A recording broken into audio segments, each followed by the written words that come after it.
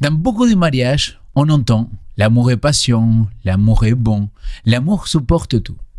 Et c'est un texte tiré de 1 Corinthiens chapitre 13.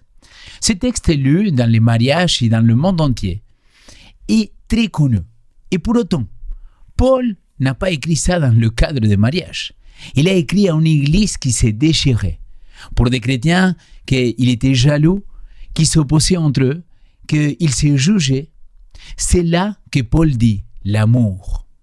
Voilà de quoi on va parler aujourd'hui. Pas simplement d'un sentiment dans un couple, mais comme quelque chose, comme un principe de vie. Si ça t'intéresse le sujet, je t'invite à rester avec nous. On revient tout de suite.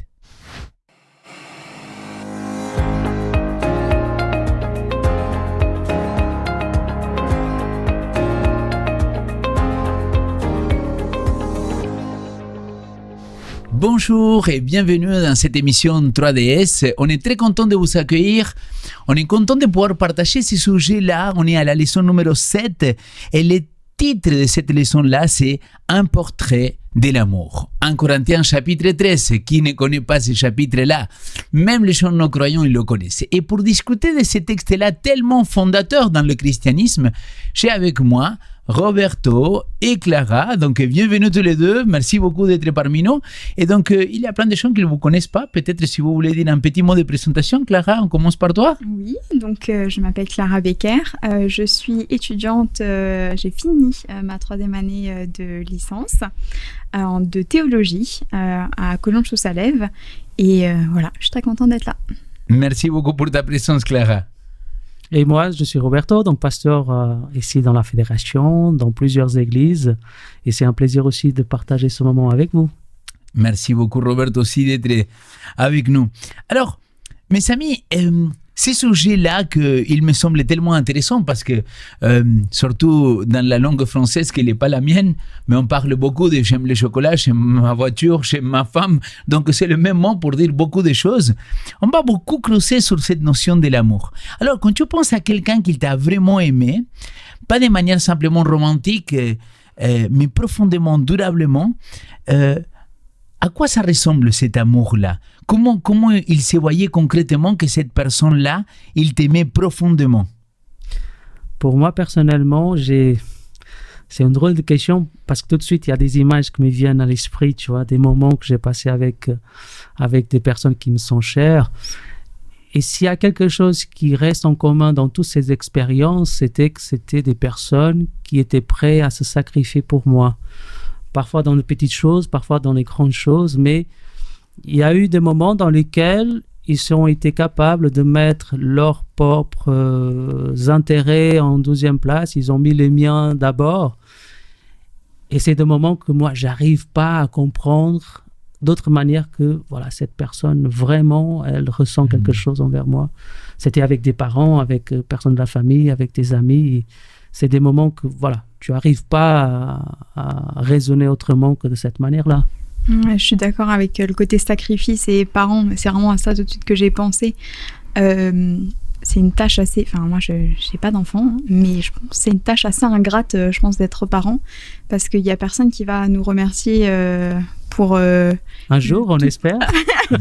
Oui, voilà. Merci papa, merci maman pour toutes les fois où vous avez changé mes couches, vous m'avez fait des gâteaux d'anniversaire, des surprises. C'est ça... je pense au fait que ma mère, toujours, elle va me laisser la dernière part de gâteau. Elle va... C'est petits sacrifices, mais en fait, c'est fait de tellement bon cœur et tellement avec amour. C'est dans ces petites choses. Donc voilà, l'idée de sacrifice, moi, ça me... Dans les petites et dans les grandes choses. Hein. Oui. Parfois, c'est des grands sacrifices. Si il faut qu'elle aille au bout de la France, à l'autre bout du monde, parce que je suis pas bien malade, ma mère, elle prend la voiture et elle y va, quoi. Ouais. Donc, ouais. Alors, moi, je vous rejoins à 100%. Je pense qu'il y a aussi un autre côté pour apporter aussi mon petit grain de sable. C'est, tu sais, quand il y a quelque chose de bien qui t'arrive dans ta vie et que tu vois qu'il y a des gens qui disent « Ouais, mais pourquoi toi ?» Et tu vois qu'il y a une sorte de... Je ne sais pas si c'est jalousie. Jalousie, méfiance, voilà, est-ce que tu l'as mérité? Est-ce que vraiment, est-ce que tu n'étais pas un petit peu, tu vois, promu parce que tu es le fils d'eux, parce que tu es, dans mon cas, non, mais Je suis fils de personne. Oui, de Dieu, avant Amen. tout et après le reste. Amen. Mais c'est vrai que moi, je me suis dit, il y a des personnes que tu les vois, qu'ils se réjouissent de ton succès à toi. Et j'ai dit, Sincèrement et de manière ça, c'est authentique. quelqu'un qui m'aime bien, tu vois. Qu'il ne vaut pas mon malheur, même si ce n'était pas lui, mais tu te dis, ah tiens, là, il y a quelque chose de beau. En tout cas, aujourd'hui, on va parler un petit peu de ça et on va rentrer en plein sujet avec ces textes-là. Je vous propose de faire une prière, peut-être avant de se lancer dans l'étude de la parole. Ça vous va? Oui. Père éternel, merci beaucoup, Seigneur, de nous accorder ce temps-là dans lequel on peut étudier ta parole. Je te remercie aussi de toutes les personnes qui sont de l'autre côté de l'écran, qui sont en train de nous écouter ou de nous regarder. Je te prie pour que toi aussi, ton esprit puisse travailler dans leur vie à partir du moment qu'on va échanger, discuter, qu'ils puissent continuer cette réflexion avec nous, mais aussi avec toi. Au nom de ton Fils Jésus-Christ, je te demande tout ça. Amen. Amen. Alors, on revient à ce sujet-là et comme on disait, en Corinthiens chapitre 13, c'est le don par excellence de l'amour. C'est l'amour qu'il fait et qu'il ne fait pas. Alors, est-ce que je pourrais vous demander, Clara, peut-être pour commencer, lire le texte de 1 Corinthiens chapitre 13, versets 1 à 3, s'il te plaît. Pas de souci. Quand je parlerai les langues des humains et des anges, si je n'ai pas l'amour, je suis une pièce de bronze qui résonne ou une cymbale qui retentit. Quand j'aurai la capacité de parler en prophète, la science de tous les mystères et toute la connaissance, quand j'aurai même toute la foi qui transporte des montagnes, si je n'ai pas l'amour, je ne suis rien. Quand je distribuerai tous mes biens, quand même je livrerai mon corps pour en tirer fierté, si je n'ai pas l'amour, cela ne me sert à rien. Merci beaucoup. Paul ne dit pas ici, et il faut comprendre que dans le contexte, c'est un bloc qu'on est en train d'utiliser ici, c'est le chapitre 12, 13 et 14. Évidemment que c'est plus tard les traducteurs qui vont ajouter les chapitres. Et là, c'est un bloc, n'est-ce pas? À partir du chapitre 12 jusqu'au chapitre 14. Et ça serait intéressant pour vous, auditeurs, auditrices, que vous nous écoutez, que vous nous regardez, de peut-être prendre le temps de faire une pause et lire le chapitre 12, 13 et 14 parce que c'est un ensemble. Alors, si je reviens, Paul il ne dit pas que les dons sont inutiles, mais il dit que sans l'amour, ils sont vides. Donc l'amour n'est pas simplement un sentiment, mais c'est quelque chose qui vient du Saint-Esprit. Alors ma question elle est, et pour commencer un petit peu dans cette discussion, comment comprendre que l'amour soit la condition de tout le reste? Comment cela change-t-il notre façon de vivre notre foi au quotidien? Ce qui est intéressant dans le texte, c'est qu'on a quand même ces 3 fois où il dit « si je n'ai pas l'amour ». Et en fait, il met cette condition de l'amour qui, en fin de compte, est tout. Et il le met en opposition avec « je ne suis rien ». La première fois qu'il dit « si j'ai pas l'amour, je suis une pièce de bronze qui résonne ». Donc c'est quelque chose qui n'apporte rien, qui produit rien de bon, qui va perturber l'harmonie. Donc je fais du mal autour de moi d'une certaine manière. Ensuite, si je n'ai pas l'amour, je ne suis rien. Donc c'est mon être entier qui est vide de sens. Et ensuite, cela ne m'apporte rien. Je peux faire tout ce que je veux, mais même à moi, ça ne produit rien en moi. Ça produit rien pour les autres, mais ça produit rien en moi. J'ai trouvé ça intéressant, le côté rien. J'ai regardé un petit peu dans le grec. Alors bien sûr, rien, c'est l'absence de quelque chose. Donc c'est pas une personne, pas une chose. Mais c'est aussi quelque chose qui n'a pas de valeur et qui pas de considération. Donc en fait, même si j'existe, je peux être inutile, en tout cas, pour propager l'amour et pour faire du bien aux autres. Et je vais même être, à l'inverse, à produire du mal et quelque chose qui va être dérangeant pour l'oreille, qui va dissonner avec le reste. Donc le texte nous dit vraiment qu'on ne peut pas devenir quelqu'un ou être quelqu'un, parce que c'est vraiment ça le sujet, pour moi, l'enjeu, par les actes, par les paroles, mais seulement en recherchant et en ayant une seule chose. Et cette chose, c'est l'amour. On ne devrait pas chercher les dons, parce que là, on parle aussi, le thème, c'est le don de l'esprit. C'est pas ça qu'on doit rechercher, mais la seule chose, la seule quête, ça doit être d'attraper cet amour et de le garder et de le faire grandir, le faire vivre. Je pense que c'est la raison même de notre existence. Dieu nous a créés par amour. Et nous, c'est en propageant cette bénédiction de ce qu'il a fait pour nous et qui il est, et d'être ce reflet. Donc oui, l'amour, c'est la condition de tout. Et même si ça nous paraît parfois un peu difficile à mettre en pratique, le texte, il est clair. C'est la chose la plus importante. Merci beaucoup. Moi, je pense aussi qu'il faut voir un peu le contexte dans lequel il écrit. Donc, une église, comme tu l'as bien signalé au début, qui a plein de conflits, des problèmes. Et je pense que derrière, il y avait peut-être une notion dans laquelle la vision qu'ils avaient de Dieu, d'eux-mêmes et des autres, c'était plutôt utilitaire. C'est-à-dire, ok, je fais ceci, mais est-ce que je le fais avec la bonne motivation? Et donc, dans ce sens, je pense qu'il a essayé d'aider une église à grandir, à passer d'une vision utilitaire d'eux et des autres vers une notion dans laquelle l'amour, c'est la règle par laquelle on peut s'auto-évaluer dans notre cheminement avec Dieu. Vraiment comme un signe, un gage de la maturité chrétienne. Et moi, je trouve pertinent parce que parfois on peut vivre dans une certaine routine dans l'Église et prendre le temps de réfléchir pourquoi on le fait. Est-ce qu'on le fait pour nous? Est-ce qu'on le fait pour Dieu? Est-ce qu'on le fait pour les autres? Et vraiment mettre l'amour au centre de tout ce que nous faisons, ça nous permet vraiment d'aller à l'essentiel, comme tu le signalais très bien. Oui, on peut être très beau à voir, mais est-ce qu'à écouter, est-ce qu'on résonne cet amour de Dieu? Donc, vraiment comme gage de la maturité. Alors, peut-être, j'aimerais vous poser une question qu'on sort un petit peu de l'esprit pendant quelques minutes. Mais ma question, c'est, est-ce que cet amour-là, est-ce que ça ne devrait pas être ma principale quête? Vous voyez ce que je veux dire? Je ne sais pas si quête, mais ça serait peut-être une base. Je donne un exemple. J'ai vu une fois une citation de George Knight que j'ai beaucoup appréciée. Il était en train de parler de l'amour aussi. À un moment donné, il disait, nous, en tant qu'Église, on donne beaucoup d'importance à tout ce qui est santé physique. Mais pourquoi on le fait? Est-ce que c'est l'amour propre parce que j'aurai de la bonne santé?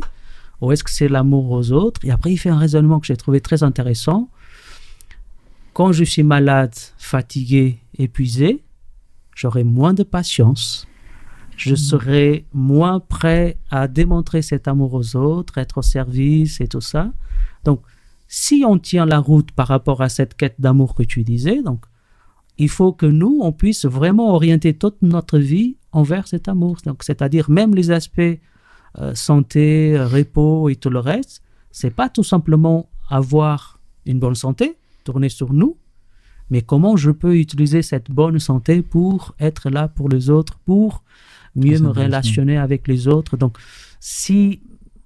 et c'est ça le défi, je trouve, si on met, l'objet ultime de notre quête, c'est l'amour, on peut rendre cet amour un objet corporel, abstrait, et c'est vraiment quelque chose de particulier, je trouve. Je vais te donner mon point de vue par rapport à ça, mais je rejoins à 100%. Et Clara, toi, tu voulais intervenir aussi par rapport à ça? Moi, je suis plus l'inverse de dire, pour moi, la quête ultime, ça devrait être l'amour. Et c'est pour ça qu'un peu plus loin dans le texte, il dit, Paul, que il y a 3 choses qui demeurent, mais la plus grande de toutes, c'est l'amour. Parce que, et d'une certaine manière, c'est pas quelque chose effectivement qu'on peut atteindre. En fait, c'est quelque chose qu'on recherche. Et déjà, ça donne une perspective et une direction à notre vie. Et je suis d'accord avec toi, ça va impacter absolument tout. Ça va impacter comment je prends soin de mon corps, mais ça va impacter comment je parle à la personne qui est en face de moi et quel est le témoignage. Moi, je vois vraiment ce texte en rapport avec l'appel de chez Luc, où Jésus leur dit « Aimez-vous les uns les autres » et c'est à ceux-là que le monde saura que vous êtes mes disciples. Tout à fait. Que c'est pas dans la connaissance et tout ça, mais ça va être d'être dans une autre dynamique que le monde. Parce que le monde a la connaissance, le monde a la foi, le monde peut avoir une espérance, mais en fait, c'est pas ça qui est en jeu. C'est est-ce que nous, on va arriver à le faire avec amour et d'une manière désintéressée comme Dieu l'a fait avec nous. Clairement. Mais pour rejoindre un petit peu les 2 opinions, sans rentrer dans toute l'explication de qu'est-ce que c'est l'amour, les différents types d'amour qu'il existait dans le grec, comment on l'aborde dans le Nouveau Testament. Mais je voudrais tout simplement revenir que l'ancien Seconde, donc la Louis II, il traduisait dans ses chapitres pas le mot par amour, rappelez-vous qu'il le traduisait par charité. Parce qu'il voulait mettre en valeur le fait que ce n'est pas simplement un sentiment. Mais au-delà de ça, je reviens à ce qu'on parlait de contexte. Donc, chapitres 12, 13 et 14, Paul il est en train de parler des dons spirituels. Et je suis convaincu que l'amour agapé, cet amour de Dieu, je suis incapable de le produire de moi-même. Ouais. Et pour moi, c'est quelque chose que je dois être en quête spirituelle. Pourquoi ? En Romains chapitre 5, verset 5, il dit « Car l'amour de Dieu a été ». Donc l'amour de Dieu, c'est cet amour agapé, il a été versé dans notre cœur par le Saint-Esprit. Et donc je pense que c'est la quête du Saint-Esprit qu'il va ramener dans ma vie cet amour-là, qu'il va être un amour, mais vraiment son intérêt, et qu'on va étudier dans la suite. Donc, tu vois, moi, j'ai fait le rapprochement pour dire, mais c'est vrai que quand tu aimes comme Dieu il aime, bah, tu laisses un petit peu de côté tous ces intérêts-là, et tu te centres à dire, mais il ne faut pas que je sois intéressé pour l'aimer, il faut que je fasse le bien pour lui, malgré que mes sentiments, ils ne sont pas alignés encore avec ma volonté. Et ça, c'est Dieu, quoi. Tu vois, faire le bien pour... Mais je vous propose que, Roberto, peut-être tu pourrais nous lire la suite, les versets 4 à 7 de 1 Corinthiens chapitre 13, si tu es d'accord. Oui, avec plaisir. Donc, je lis la NBS. L'amour est patient, l'amour est bon, il n'y a pas de passion jalouse, l'amour ne se vante pas, il ne se gonfle pas d'orgueil, il ne fait rien d'inconvénient, il ne cherche pas son propre intérêt, il ne s'irrite pas, il ne tient pas compte du mal. Jusqu'à quel verset, pardon ? Jusqu'au verset 7. Ok. Il ne se réjouit pas de l'injustice, mais il se réjouit avec la vérité. Il pardonne tout, il croit tout, il espère tout, il endure tout. Alors, Roberto, juste avant que tu quittes ton texte biblique, fais-moi un service. Juste pour les deux premiers versets seulement, peut-être tout simplement le 4. On sait très bien que Jean, dans sa première épître, il va dire que Dieu est amour. C'est une des définitions qu'on reprend le plus souvent, n'est-ce pas ? Que Dieu, il est lui-même, c'est la caractéristique, ou l'une des caractéristiques principales de Dieu. Si Dieu est amour, ça veut dire que ces textes-là et ces versets-là, on pourrait le traduire par Dieu. Vous comprenez ce que je veux dire ? Regarde, si tu relis à nouveau le même texte, si tu remplaces le mot amour par Dieu, regarde le sens qu'il donne au texte. Vas-y. Verset 4. Hein ? Oui. Dieu, il est patient, il est bon, il n'y a pas de passion jalouse en lui. Dieu ne se vante pas, il ne se gonfle pas d'orgueil. C'est quand même super intéressant de voir que si c'est Dieu lui-même amour, c'est normal qu'il produit tout ça en nous. Alors, ma question c'est, parmi les caractéristiques positives de l'amour, donc la patience, la bonté, la joie, dans la vérité, dans l'endurance, laquelle vous trouvez que c'est le plus difficile à reproduire concrètement dans notre vie au quotidien ? Pour moi, c'était très simple de répondre à cette question. C'est l'endurance. L'endurance, la persistance de l'amour de Dieu. Parce que moi, je trouve, tu vois, par rapport aux couches, tu parlais tout à l'heure, en tant que parent, on est toujours prêt à le faire, mais pas pour toute la vie. Ah oui, clairement. Tu comprends ? Tu es d'accord avec moi ? Ah oui. Et ça, je pense que la grande différence que je vois personnellement entre l'amour de Dieu et l'amour humain qu'on peut connaître, c'est cette endurance. Nous, on n'est pas prêt à donner cet amour jusqu'à... On ne sait pas. On a toujours certaines attentes. On a toujours une certaine limite pour notre patience, pour notre altruisme, on va dire comme ça. Et à un moment donné, on va se dire, non, je ne peux plus continuer à donner. Et donc, moi, je pense que Dieu, il a cette capacité de donner. Il a aussi certaines limites. Mais même quand il impose certaines limites, ce n'est jamais par un manque d'amour ou un manque de patience. C'est parce qu'il voit que là, il faut qu'on passe à autre chose. Et là, je trouve que c'est quelque chose sur lequel moi, j'ai encore beaucoup de choses à faire. Parce que voilà, je parle avec quelqu'un, je lui donne mon amour 1 jour, 2 jours, 3 jours, 1 an, 2 ans. S'il n'y a jamais un retour, à un moment donné, je me dirais, ok, je laisse tomber. Ouais. Je laisse tomber. Donc pour moi, ça serait l'endurance. L'endurance, très bien. Merci beaucoup, Robert. Et toi, Clara ? Moi, je crois que c'est plutôt la question de limite. En fait, c'est le fait que tout ça, Donc, il faut pardonner tout, croire tout, espérer tout et endurer tout. Et moi, c'est le tout qui me dérange, en fait. Le mot tout. Comment ça, il faut aller... C'est pas possible. L'humain ne peut pas aller jusqu'au bout, comme ça, complètement. Je veux bien pardonner une fois, 2 fois, mais est-ce que je dois vraiment... Je suis capable de pardonner tout. Est-ce que je suis capable de croire tout, d'avoir cette espérance complète? Et c'est ça qui me dérange. Ce texte, comment c'est possible? Et je pense que on a fait l'exercice de mettre Dieu à la place de l'amour. Et je pense que parfois, dans notre cœur, on fait l'exercice de mettre notre prénom à la place de l'amour. Tout à fait. Et on pense que c'est nous qui devons pardonner tout, qui devons croire tout. Exactement. Et en fait, il y a aucun moment où Paul il dit c'est pas toi qui es l'amour, c'est pas tu l'as et tu l'as en toi. Et c'est tout ce qu'on te demande d'avoir, parce qu'en fait, c'est ça qui va produire. C'est l'amour naturellement. Dieu va aller au-delà. Son amour n'a pas de limite. Il n'y a aucune chose qu'il ne peut pas pardonner.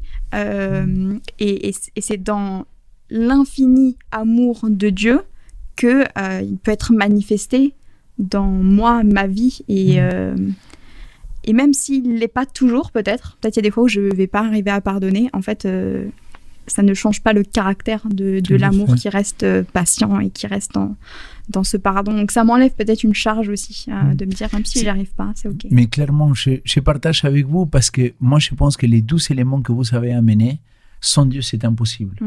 Moi c'est comme ça que je comprends quand Jésus-Christ il dit séparé de moi vous ne pouvez rien faire. Tu vois, rien faire de quoi? Parce que tu vois, tu continues à vivre, tu peux travailler, tu peux faire de l'argent sans Dieu, hein. Mais pour moi, quand il dit « séparé de moi, vous ne pouvez rien faire », il est en train de parler de ces choses-là, tu vois. Ces choses de valeur. De ces côtés, des valeurs, des fondamentales, des essentielles dans la vie. Alors, si on avance un petit peu dans le texte, hein, donc dans le verset 5 et 6, il va reprendre la notion d'amour, mais il va le prendre maintenant d'un côté un peu plus négatif. Il va dire l'amour ne se réjouit pas de l'injustice, mais il se réjouit de la vérité, il ne tient pas. Donc, Paul va lister un petit peu l'amour de ce qu'il ne fait pas. Si on enlève le ne pas, on vient dans une description assez juste des Corinthiens. Et parfois, je pense aussi de nous et de notre Église. Alors, envieux, orgueilleux, irritable, qui tient compte de mal. Comment travailler sur des zones là où ça peut nous toucher profondément, nous, nos familles, notre Église? Et comment l'amour peut transformer depuis l'intérieur toutes ces choses négatives aujourd'hui? Je pense que là, cette liste qu'on a de l'orgueil, de se réjouir de l'injustice, faire des choses inconvenantes, en fait, pour moi, c'est des maladies spirituelles. Donc, on est face à un problème d'ordre spirituel, mais c'est des symptômes d'une maladie qui est plus profonde. Et donc, on est face à cet amour qui est à la fois une force, mais qui est présenté comme un remède à ça, à notre nature qui a été tachée par le péché et qui va nous pousser encore et encore à accepter que Satan s'infiltre un petit peu en nous et joue sur notre orgueil. Et que ça s'installe en nous. Et, voilà. Et Dieu, il va dire, en fait, il y a un remède à ça. Et le remède, c'est avant tout moi. Et c'est moi qui vais te libérer de ça. Mais de quelle manière? C'est si tu acceptes de t'ouvrir à l'amour. Et comme tu disais tout à l'heure, c'est quelque chose qui coule en nous. Que Dieu verse en nous. Et donc, c'est d'accepter d'être ce réceptacle. Donc cette transformation, elle se fait je pense, à la fois sur le long terme, mais aussi une libération. Accepter parce que ces symptômes, ces problèmes, ces maladies, pour moi, c'est peut-être des endroits où on n'a pas encore laissé l'amour complètement atteindre, qu'on a voulu encore un peu protéger. Vous savez, il y a parfois des péchés, des choses, des défauts qu'en fait on protège. Elles nous sont utiles d'une certaine manière. Voilà, c'est ça. Et oui, là tu me prends Genèse, c'est exactement l'échange qu'il y a avec Caïn et Abel. Il y a ce petit jeu qu'on fait avec Satan et avec les maladies spirituelles qui est tellement dangereux, et en même temps là on a une échappatoire qui fonctionne. et qu'on nous propose et qu'il suffit de tendre la main et d'accepter. Tout à fait. Moi, je rajouterais, parce que je suis pleinement d'accord avec ce que Clara a partagé, je l'aurais dit autrement, parce qu'en fait, je pense que cette maladie, le péché, parce que parfois le péché... Ouais, c'est un peu... Et pas que, tu vois, parce que c'est un mot tellement utilisé pour tout et rien, que finalement, ça perd un peu de sens parfois. Et moi, je l'aurais dit autrement, dans le sens que c'est une vie centrée sur toi. Toutes les choses là, l'orgueil, envie, être irritable, qui tient compte du mal, c'est des conséquences d'une vie qui est centrée sur soi-même. Et l'amour, la chose que l'amour fait, l'amour de Dieu, tout d'abord, c'est de nous permettre de voir que la meilleure des options qu'on peut prendre, c'est une vie centrée sur Dieu et sur les autres. Et tout le reste, c'est une conséquence de ça, en fait. Parce que c'est vrai que le péché, c'est un mot que nous, on utilise dans nos églises, mais pour la majorité des personnes, ça ne dit rien de tout. Et moi, je l'aurais résumé comme ça, même si après, on pourrait rajouter d'autres choses, je suis d'accord. Mais surtout avec ce contraste entre amour, péché et toutes les choses qui sont évoquées dans ce verset, c'est une vie centrée sur soi-même, en contraste avec une vie qui est centrée sur Dieu et sur les autres. Mais vous ne croyez pas, les amis, que finalement, c'est un des mal le plus grand dans l'Église aujourd'hui? L'orgueil. L'orgueil, mais justement, c'était égocentrisme, mais sans limite. Moi, je me rends compte, tu vois, chacun, il arrive à l'Église avec son opinion de ce qu'il doit faire et comment on doit faire et comment on doit vivre l'Église et comment l'Église, elle doit être. Et sincèrement, ils s'en fichent de la vie de l'autre parfois. C'est-à-dire, peu importe, moi, je voudrais qu'on chante de cette manière-là dans cette église parce que ça, c'est la musique de Dieu. Avec ces instruments, de cette manière, avec cette cadence. Et je me dis, mais mon ami, tu ne te rends pas compte que ce que tu es en train de faire en imposant ton point de vue, c'est déjà un manque d'amour, mais impressionnant. En tout cas, c'est justement orgueil parce que c'est ce qu'il me plaît moi, parce que c'est ce qu'il me remplit moi, et je m'en fiche de l'autre finalement. Tu vois, c'est-à-dire, c'est pas important. Je me demande si comme Jésus-Christ, il parle de ça dans l'église à Laodicée quand il dit parce que tu penses que tu es riche, mais en réalité tu es pauvre et tu es aveugle et nu, pitoyable. C'est-à-dire, est-ce qu'il n'est pas en train de dire, l'ami, tu ne te rends pas compte qu'aujourd'hui, le grand problème, et tu le disais tout à l'heure, tous les deux vous l'avez dit, c'est ça le grand problème de l'église aujourd'hui, qu'on ne nous reconnaît pas comme ses disciples. Parce qu'il n'y a pas cet amour-là, il n'y a pas ce pardon sincère envers l'autre, cette réconciliation sincère. En tant que pasteur, on passe plus de temps à parfois essayer de résoudre les conflits entre frères et sœurs qu'à évangéliser, c'est la vérité. Il ne faut pas lui dire ça, sinon elle va être découragée. Non, si, Clara, je l'ai eu en tant que stagiaire, donc j'ai dit... Elle est déjà habituée. Elle a déjà eu. Mais c'est vrai que... Et c'est pour ça, tu vois, juste pour rebondir sur ce que tu dis, c'est pour ça que je trouve que ce message, c'est très pertinent pour aujourd'hui. Parce qu'on a tous le droit d'avoir une opinion, d'avoir des convictions. Bien sûr. Mais il y a une manière de le faire. Il y a une manière de le faire par la positive, en essayant de grandir avec la communauté, avec les autres. Et après, il y a une manière très maladroite, je pense, comme tu l'as très bien signalé, de vouloir imposer, de vouloir à tout prix que ça soit de ma manière. Donc, c'est ça qui gangrène parfois un peu nos vies communautaires. Moi, je ne sais pas d'où tu viens, Clara, mais en tout cas, je sais qu'au Portugal ou en Argentine, parfois la sanction disciplinaire, il va être beaucoup plus important que l'amour pour le frère qui est tombé. Et ils vont dire, non, c'est par amour qu'on va le discipliner. Mais en réalité, il a vraiment, quand tu creuses un petit peu, c'est pas l'amour, c'est quelque chose d'autre. Et là, pour moi, c'est encore une preuve. Et on rentre un petit peu, tu vois, sur une des questions qu'on a déjà abordées, quand j'avais mentionné, l'amour, c'est la mesure par laquelle on voit la maturité spirituelle de quelqu'un. Clairement, l'ami. Parce qu'on peut dire le bon mot, les mots justes, mais après, derrière, il n'y a aucun vécu, il n'y a aucun... C'est comme un cymbale qui résonne, mais que... C'est pas que la manière, c'est la source, en fait. C'est ça, tu peux le faire, parce qu'il dit, tu peux donner ton corps, et tu peux le faire, tu vois, avec... Tu peux le faire, mais en fait, s'il n'y a pas l'amour, ça sert à rien.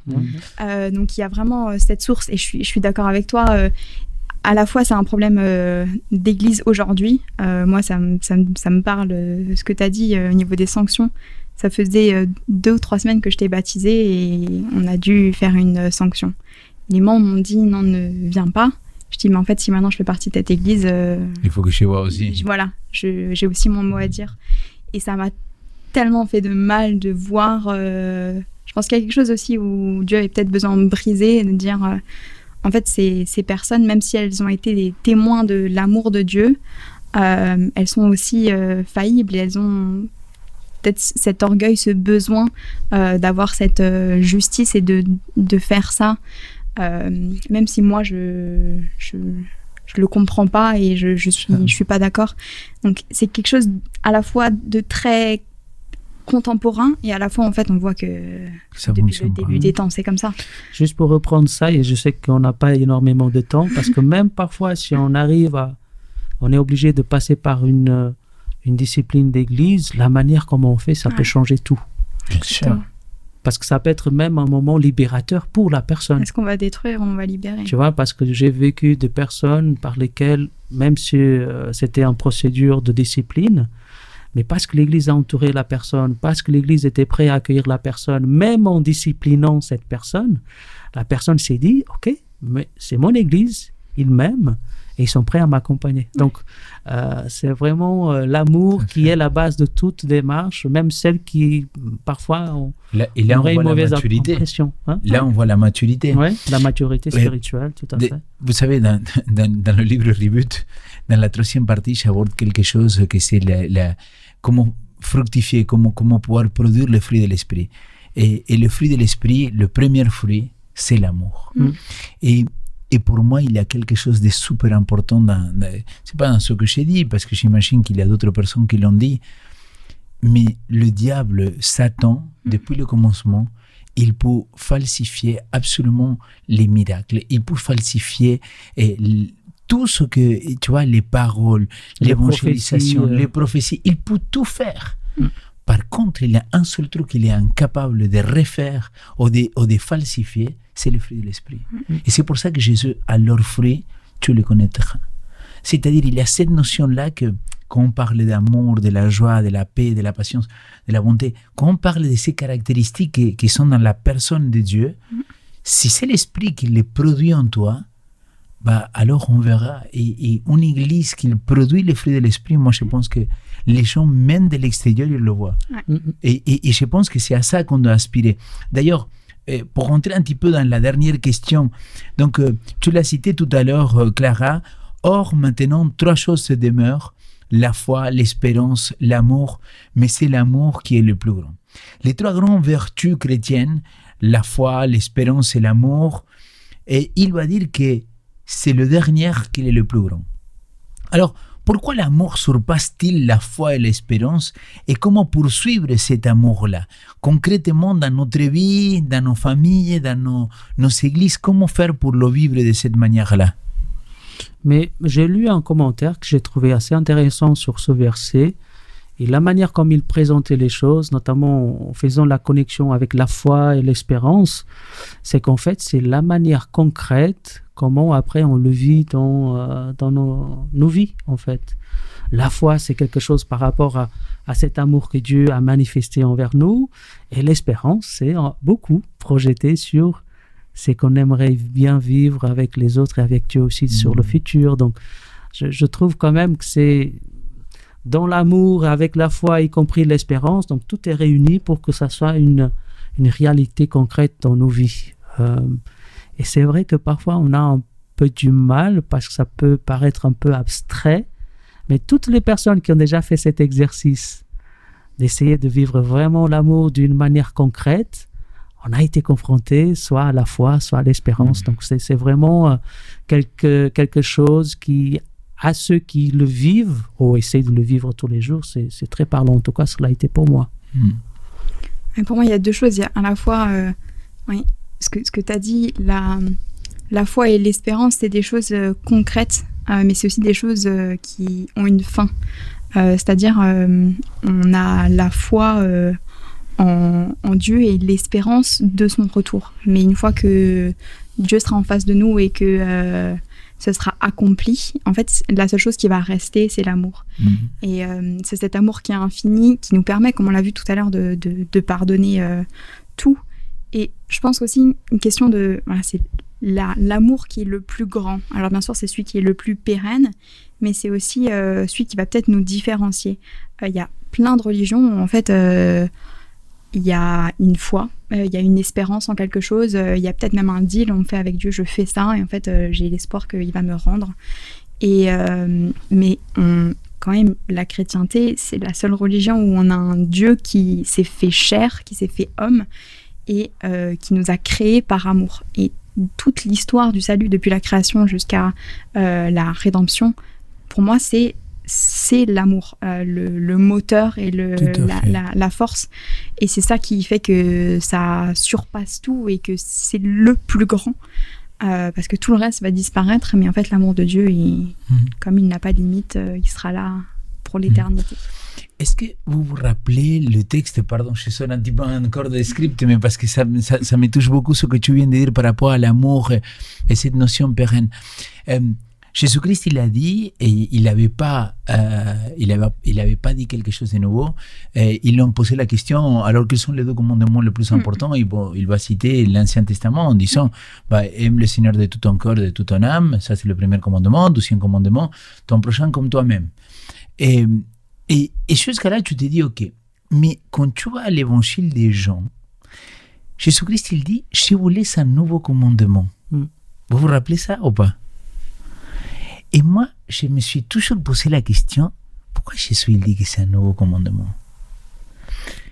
Parce que là, il ne dit pas, aime ton prochain comme toi-même.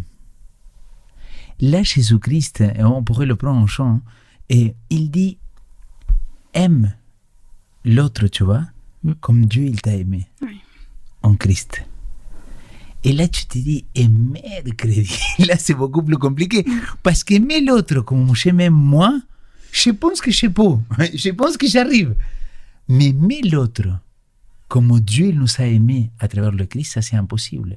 Et d'ailleurs, le mot nouveau, c'est pas le mot nouveau comme quelque chose de nouveau dans le temps, mais c'est vraiment comme une récréation, comme un truc qui va être recyclé. C'est le même mot qu'en Apocalypse chapitre, j'ai vu un nouvel ciel, un nouveau ciel et une nouvelle terre. Tu vois, c'est le même mot.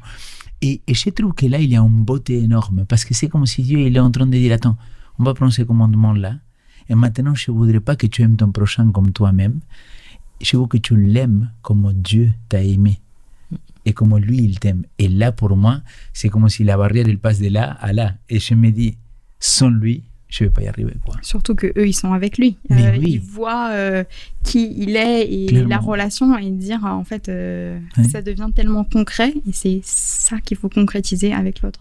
Exact. Ouais. Alors, mes amis, on arrive à la fin. Moi, j'aurais bien aimé rester discuter encore avec vous, mais il faut qu'on commence à clôturer cet temps d'école de sabbat qu'on a vécu ensemble avec quelques mots. Est-ce que vous pouvez résumer comment, pour vous, on peut retenir le plus important de cette leçon-là? Pour moi, personnellement, c'est vraiment un défi que Dieu nous lance à travers cette lettre, ces interrogations, ces réflexions. Parce que c'est vrai que l'amour, c'est un mot tellement banalisé aujourd'hui, tu l'as fait tout au début. Et je pense que c'est à nous de donner de la valeur à ce mot qui parfois est utilisé pour tout et n'importe quoi. C'est à nous de donner cette valeur. Tu vois, tu parlais là tout à l'heure par rapport à jusqu'où finalement Dieu nous invite vraiment à y aller. Et c'est vrai qu'on peut très facilement tomber sur une notion de obligation ou de se sentir un poids énorme. Mais j'ai envie de dire, c'est toute une nouvelle manière de vivre que Dieu nous invite à faire. Amen. Et c'est à nous de rentrer sur cette porte. Dieu ne nous oblige pas à arriver jusqu'au bout dans toutes choses, mais il nous invite à entrer dans cette porte. Et après, le chemin, on le fera avec lui. Jusqu'où, on ne sait pas exactement, mais on le fera avec lui. Amen. Amen. Ouais, j'aime bien cette idée d'invitation. C'est Dieu qui invite et nous qui acceptons. Moi, ce qui m'a le plus touchée, et peut-être l'appel que je ressens par rapport à ce texte, c'est de réévaluer pourquoi je fais les choses. Est-ce que je les fais de la bonne source? Est-ce que la source, elle est toujours l'amour? Parce que, voilà, dès le début, il dit, même, je peux parler la langue des humains et des anges, je peux faire des merveilles. En fait, si le fond, il vient pas de quelque chose de magnifique et qui vient uniquement de Dieu, ben en fait, il y a pas de sens. Donc, que je fasse des choses positives ou des choses négatives, pas regarder aux autres, mais regarder à moi, quelle est l'origine, et demander peut-être de temps en temps à Dieu avec quel cœur est-ce que je fais ça, et est-ce que tu as encore besoin peut-être de le briser et de recréer encore et encore. Amen, amen. Merci beaucoup les amis d'avoir apporté toutes ces notions-là. Avant qu'on se dise au revoir, je vais vous présenter les 5 essentiels de la semaine. Premièrement, l'amour dont parle Paul n'est pas une émotion, c'est un engagement total de nos actes, sentiments et pensées, un choix volontaire de notre part comme Dieu l'a fait pour nous. Numéro 2, l'amour fait quelque chose. Il se voit dans nos actions, pas simplement dans nos déclarations. Numéro 3, ce portrait de l'amour est aussi un portrait de Jésus-Christ. Chaque caractéristique se renouvelle en lui. Numéro 4, des dons spirituels sont temporaires. L'amour, il ne s'arrête jamais. Numéro 5, aimer comme Dieu, ce n'est pas naturel. Mais grâce à son Esprit Saint, on peut arriver à aimer comme lui nous a aimés. Roberto, Clara, merci beaucoup d'avoir été parmi nous. Merci beaucoup à Fred d'avoir été dans la technique. Merci à chacun de vous de nous avoir regardé, d'avoir resté jusqu'à la fin. Je vous invite à partager cette vidéo, à la liker, à rester en contact avec nous. N'hésitez pas à commenter et à nous dire qu'est-ce que vous en pensez de tout ce qu'on a parlé, à nous parler de comment vous vivez cet amour de Dieu, qu'il est vraiment divin. En tout cas, moi, je vous dis à très bientôt. On va se retrouver dans une autre émission avec Roberto et Clara. Je vous dis à la prochaine.